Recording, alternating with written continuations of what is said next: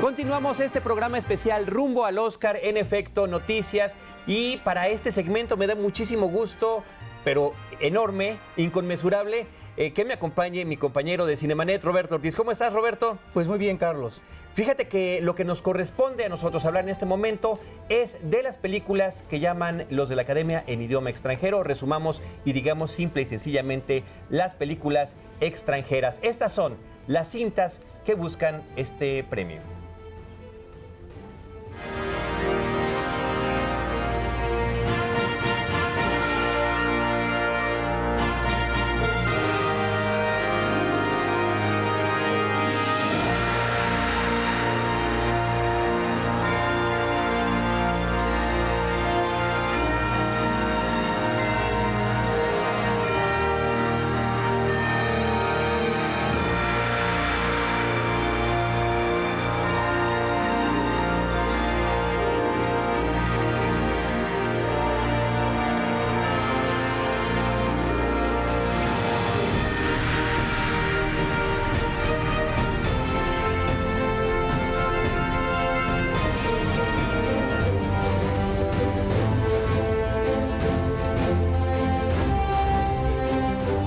De las 5 películas nominadas al Oscar por película extranjera, apenas 3 de ellas hemos podido ver aquí en México, pero 3 que pudimos ver primero a través de la Cineteca Nacional en la Muestra Internacional de Cine y después lograron además su estreno comercial.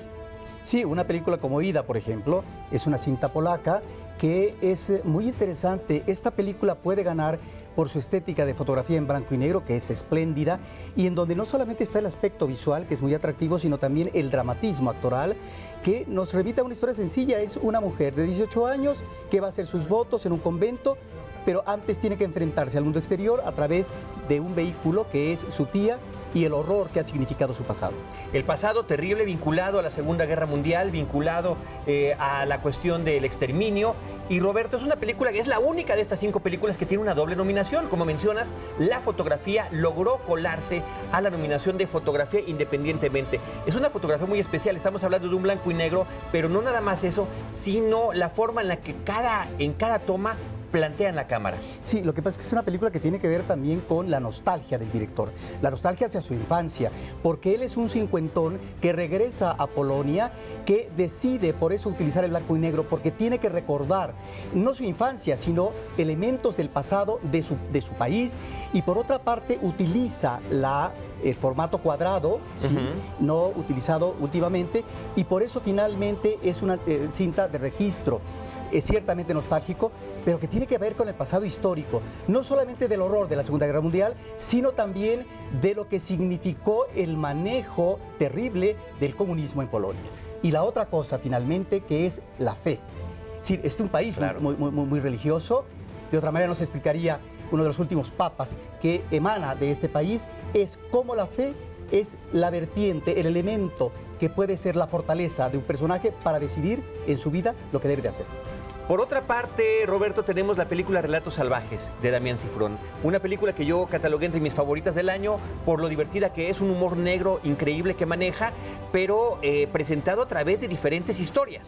Sí, aquí lo atractivo de esta cinta es cómo se manejan, diríamos como vertientes genéricas, varias, pero al mismo tiempo temas diferentes en personajes. Lo que sí hay una parte central en cada una de las historias es que los personajes están en una situación límite y en esa situación límite se exasperan y ingresan al mundo de la violencia y el desenfado. En ese sentido me parece que es una película que no solamente habla de la situación extrema en un individuo, sino que se extrapola posiblemente a un malestar de tipo social.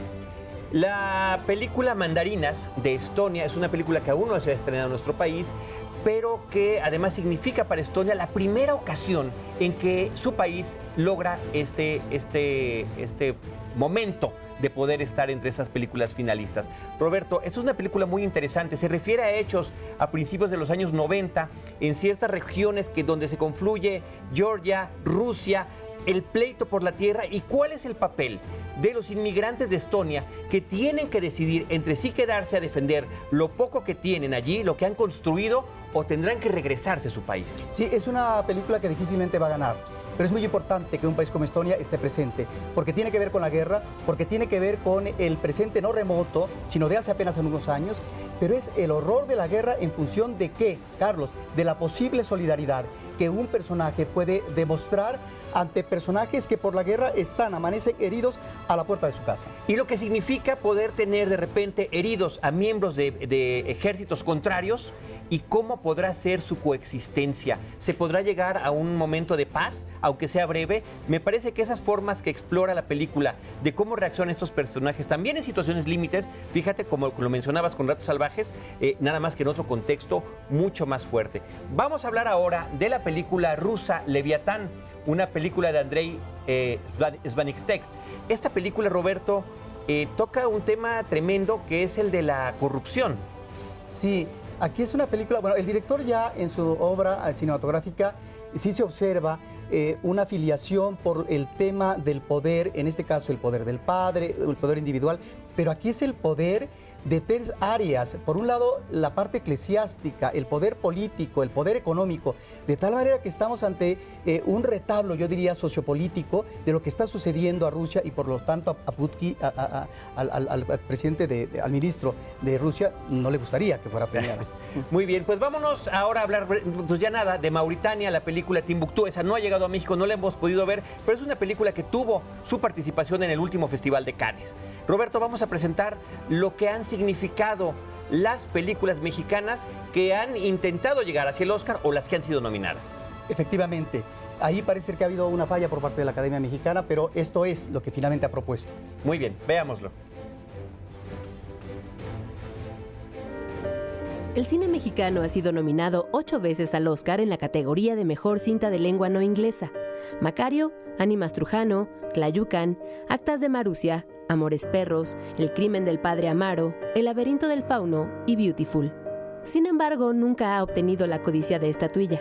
En Latinoamérica, Argentina lo ha logrado en 2 ocasiones, con La Historia Oficial en 1985 y El Secreto de sus Ojos en el 2009.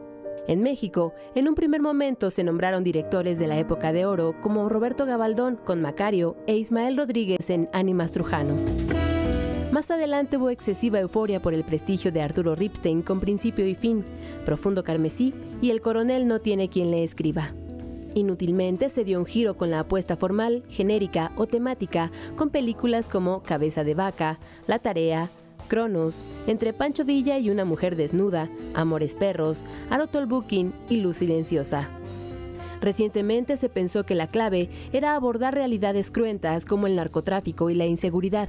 Así lo plantearon Backyard, El Traspatio, Miss Bala y Eli. La Academia Mexicana de Artes y Ciencias Cinematográficas, el organismo que decide la película que represente a México en los Óscares, también procuró saciar su apetito insatisfecho, apostando por directores contemporáneos instalados desde hace años en la pasarela industrial hollywoodense.